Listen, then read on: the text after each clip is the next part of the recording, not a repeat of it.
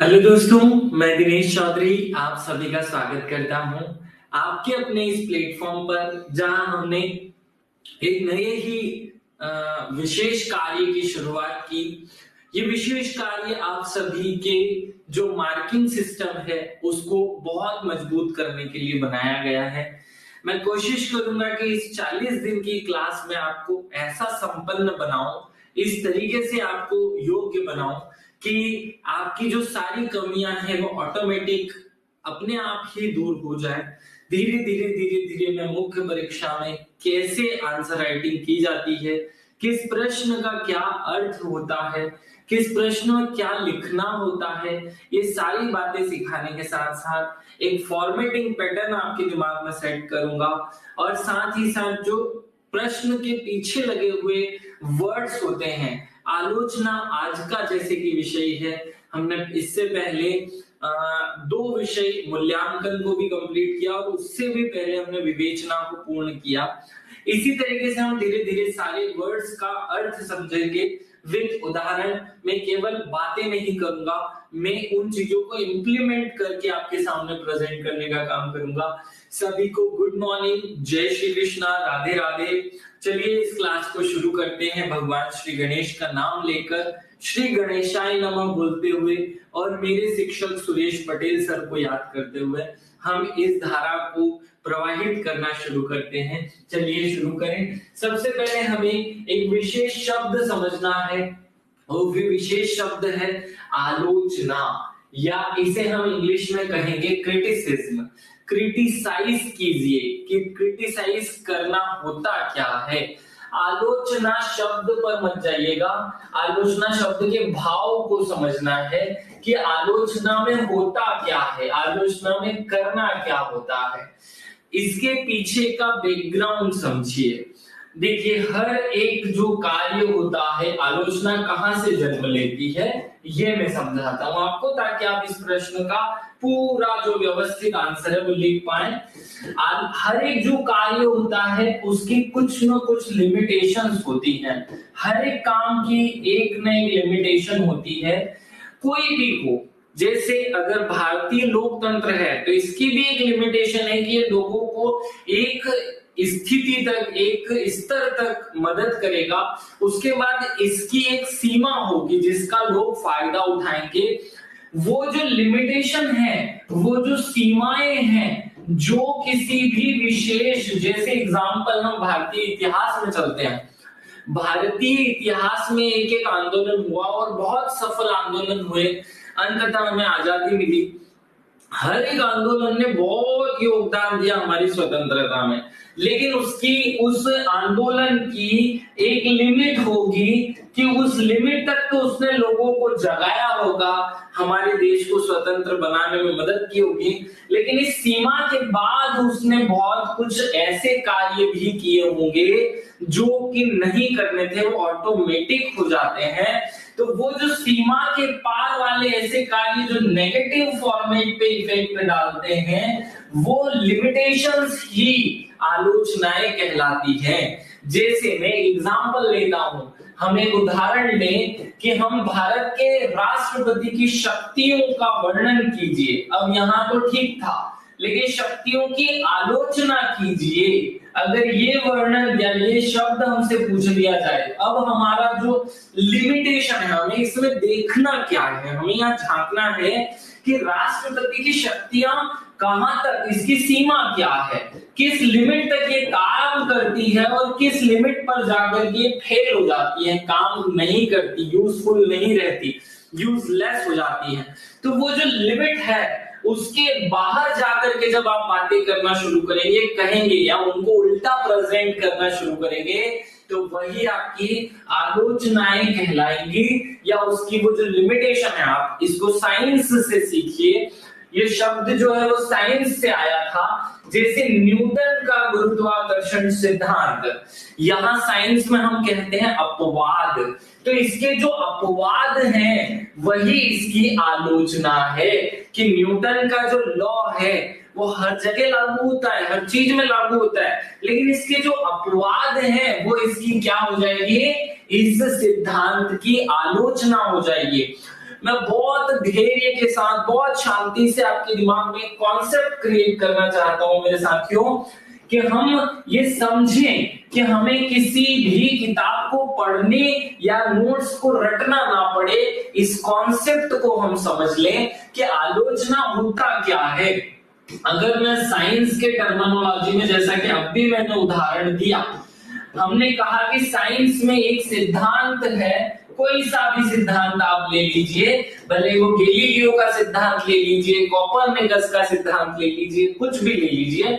मान लीजिए कि सूर्य के आसपास सभी ग्रह चक्कर लगाते हैं, ये सन है और ये पृथ्वी है और ये बाकी के ग्रह जो है वो चक्कर लगाते हैं। प्लेटो इसका अपवाद है। प्लेटो क्या है? इसका अपवाद है। तो ये जो प्लेटो है यही इस सिद्धांत की आलोचना है।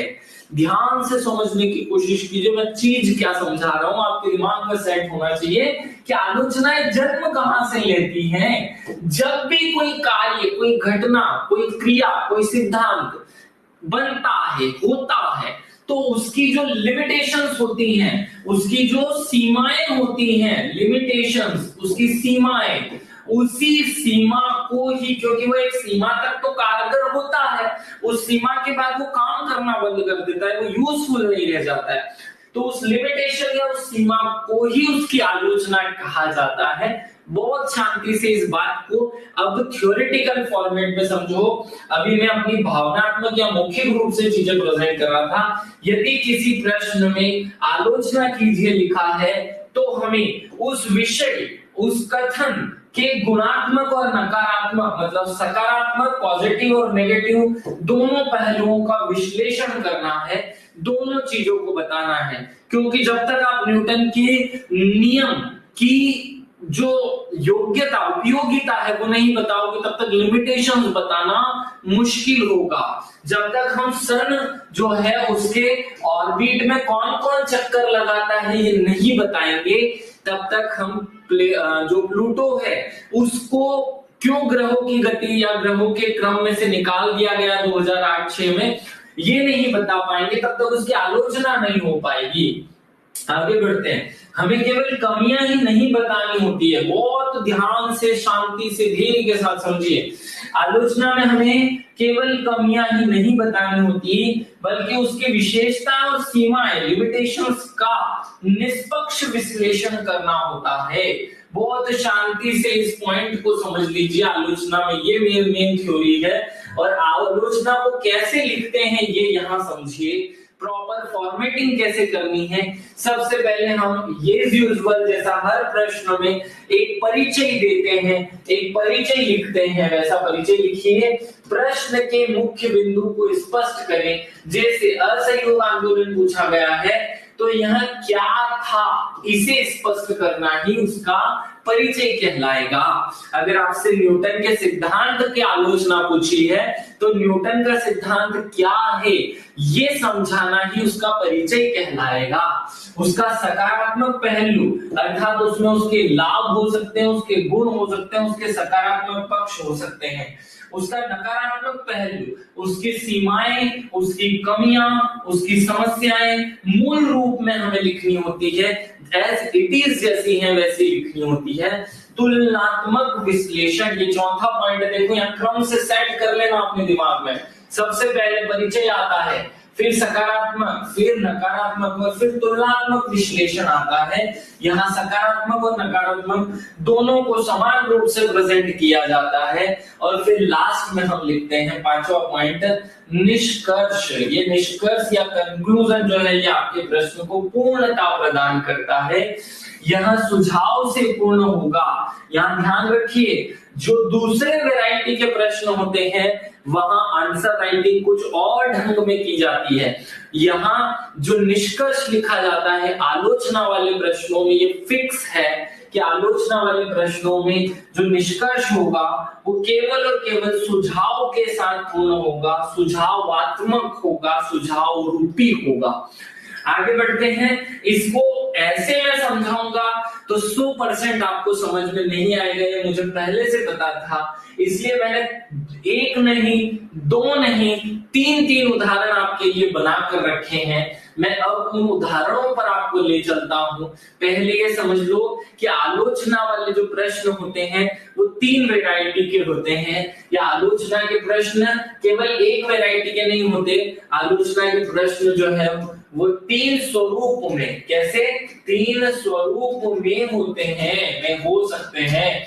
कैसे हो सकते हैं? एक प्रश्न में पीछे लिखा हो सकता है वर्णन कीजिए और आलोचना कीजिए, ये दोनों बातें साथ में हो सकती है। एक प्रश्न में लिखा हो सकता है केवल आलोचना कीजिए, केवल नहीं लिखा रहेगा, मैंने लिखा है। और तीसरा प्रश्न हो सकता है आलोचनात्मक मूल्यांकन कीजिए। ये वाले प्रश्न पे आपने यहाँ देखा होगा प्रश्न चिन्ह लगा है, ये मैं आज नहीं समझाने वाला हूँ। ये दोनों वाले जो क्वेश्चंस हैं ये आज हम समझेंगे, या हम पृथक रूप से अलग से समझेंगे। इसके लिए मुझे आधे 5-15 मिनट की क्लास लेनी पड़ेगी अलग से। अब हम आते हैं, यहाँ क्या लिखा होता है? जब वर्णन कीजिए और आलोचना कीजिए लिखना होता है तो वहां परिचय, विषय वस्तु, सकारात्मक, नकारात्मक और निष्कर्ष। जबकि इसमें परिचय, सकारात्मक, नकारात्मक और निष्कर्ष ऐसे लिखा जाता है। कुछ विशेष बातें ध्यान देने की हैं जो हमें इस आलोचना को लिखते टाइम देनी चाहिए। आलोचना के शब्दों से नहीं, तथ्य और उदाहरण देकर के उसे आलोचना के रूप में प्रेजेंट किया जाता है। याद रखना है, केवल थ्योरी का काम आलोचना नहीं करती है। व्यक्तिगत और भावनात्मक भाषा नहीं लिखनी होती है।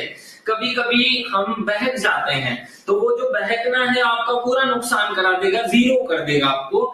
हम जैसे कि एग्जांपल लेते हैं, अगर किसी हिंदू से किसी मुस्लिम विधि या कानून या किसी न किसी चीज की आलोचना करवा जाए तो वो डूब जाएगा, और किसी मुस्लिम से हिंदू के किसी विधि, कानून या किसी विषय की आलोचना करवाई जाए तो वो डूब जाएगा। हमें ये काम नहीं करना है, हमें तटस्थ रह करके उसको तर्क, यहाँ ध्यान रखना, तटस्थ रह करके तर्क, और तर्क याद रखिए, और तथ्य, इन दोनों के आधार पर चीजों की तुलना या चीजों की आलोचना करनी है, ना कि आपकी भावनाओं के आधार पर। भाई आप क्या सोचते हैं, आपका क्या मानना है, इन सब बातों का प्रश्नों से कोई लेना देना नहीं होता है। आलोचनाएं संतुलित होनी चाहिए। ऐसी भी मत करो कि पढ़ने वाले को रोना ही आ जाए कि भैया बस एक तू बस ही कर रही, तुझे तो पास होने ही नहीं दूंगा, वो ऐसा ना सोच ले। आगे बढ़ते हैं, अब एक उदाहरण के साथ हम इस बात को स्पष्ट करें, क्योंकि ये जो बातें हैं वो केवल बातें ना रह जाएं, मैं अपने स्टूडेंट को वास्तविक रूप में चीजें सिखा सकूं। इसलिए एक नहीं, दो नहीं, 3 उदाहरण प्रस्तुत करूंगा, जिससे आपके दिमाग में ये जो बातें अभी मैंने कही ना, ये स्पष्ट हो, ये आपको मैं समझा सकूं। खैर वो अलग बात है कि आप सब लोगों के कमेंट करने में हाथ तो दुखते ही होंगे, वो बहुत दुखते होंगे, वो अलग बात है। मेरे हाथ नहीं दुखते आप लोगों को पढ़ाने में, और ना आपको समझाने में, और ना ऐसा कंटेंट तैयार करने में। मैं अपना काम बखूबी निभाऊंगा, मैं अपनी भूमिका से पीछे नहीं हटूंगा। चलिए यहाँ आ जाओ। उदाहरण, महात्मा गांधी के अहिंसा सिद्धांत का वर्णन कीजिए और उसकी आलोचना कीजिए। अब भी मैंने समझाया कि हमसे 3 वैरायटी के आलोचनात्मक प्रश्न पूछे जा सकते हैं। एक में उसका वर्णन कीजिए और आलोचना कीजिए, एक में केवल आलोचना कीजिए, और तीसरे में हो सकता है कि वो आपसे पूछे कि आलोचनात्मक मूल्यांकन कीजिए। जैसे श्रेया भी एक इमोजी बनाकर हंस रही है।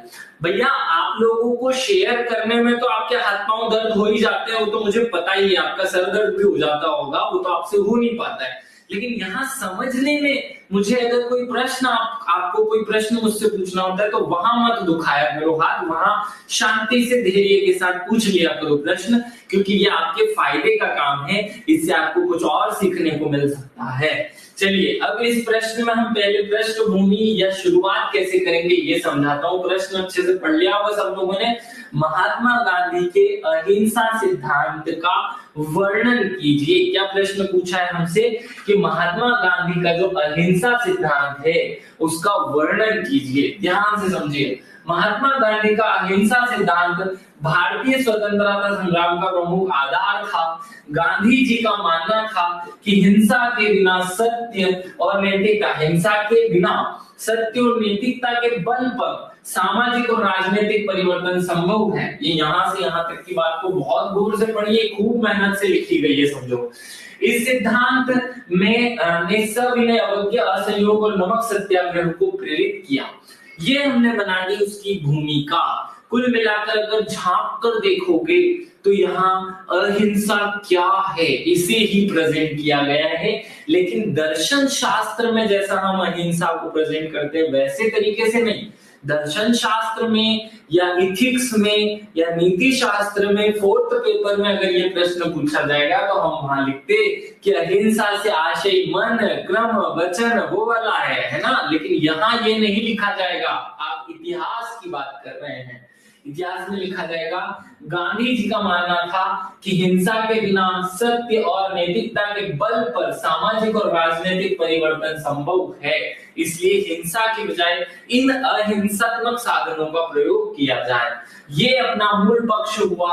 अब हम आते हैं सकारात्मक पहलू पे, तो आपको 3-4 जो पॉइंट है वो सकारात्मक लिखने हैं। अहिंसा ने भारत के स्वतंत्रता संग्राम को वैश्विक मंच पर नैतिक श्रेष्ठता प्रदान की। पूरे विश्व के सामने ये सिद्ध कर दिया कि भारत के लोग बहुत अच्छे होते हैं। दूसरा, ब्रिटिश शासन की क्रूरता को उजागर किया, ये सिद्ध किया विश्व के सामने कि अंग्रेज लोग भारतीयों पर जुल्म करते हैं। आम नागरिकों को आंदोलन में शामिल किया, जन जन को जोड़ दिया, क्योंकि हिंसा से सब डरते हैं, अहिंसा में सब जुड़ जाते हैं। एकता को बढ़ावा दिया और सभी धर्मों और समुदाय ने स्वीकार किया। ये इसके क्या थे? सकारात्मक पहलू। अगर यही मुझसे आगे बढ़े तो नकारात्मक पहलू भी सुनने को मिलेंगे आपको। नकारात्मक पहलू में क्या लिखा हुआ है?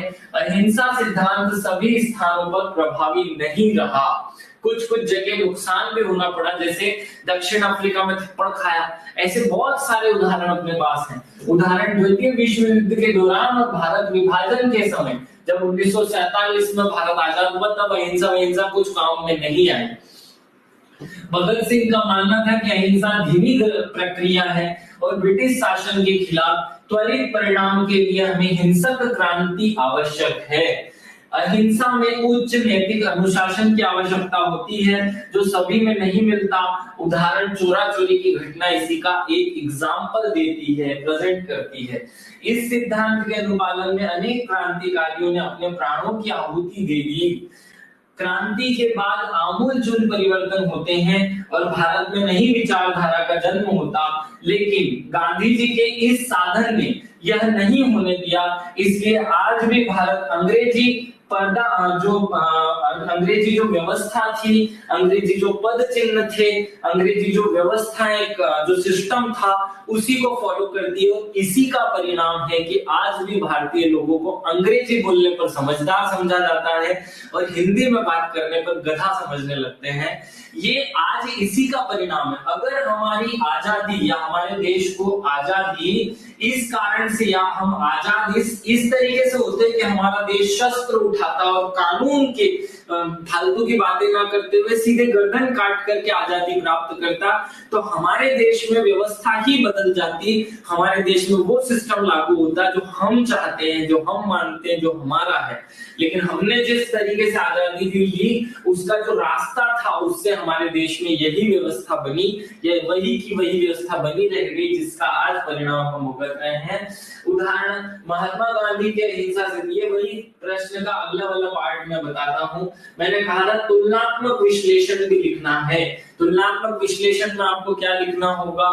नेताजी सुभाष चंद्र बोस जो है, जैसे नेता सशस्त्र संघर्ष को प्राथमिकता देते थे, जो कुछ संदर्भों में अधिक प्रभावी रहा। हालांकि अहिंसा ने भारत में नैतिक और सांस्कृतिक रूप से मजबूत पहचान दी, जो सशस्त्र संघर्ष से संभव नहीं थी। एक पॉजिटिव एटीट्यूड दिखाया। अगला निष्कर्ष लिखते हैं। निष्कर्ष में चीजों को हम विवेकपूर्ण ढंग से खत्म करते हैं। गांधी जी का अहिंसा सिद्धांत एक क्रांतिकारी दृष्टिकोण था, जिसने भारत को स्वतंत्रता दिलाने में महत्वपूर्ण भूमिका निभाई। इस तरीके से ये प्रश्न खत्म होता है। इस क्लास में अभी बहुत सारे स्टूडेंट लाइव बैठे हुए हैं, लेकिन कमेंट करने में हिम्मत आएगी। क्यों? क्योंकि उनको बताना ही नहीं है कि उनको समझ में आ रहा है कि नहीं आ रहा है।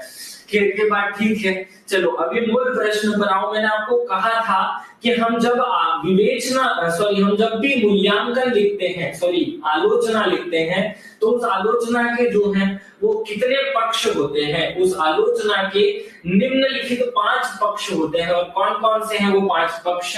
वो 5 पक्ष में पहला होता है परिचय। दूसरा होता है सकारात्मक पहलू, तीसरा नकारात्मक पहलू, चौथा तुलनात्मक विश्लेषण और पांचवा निष्कर्ष।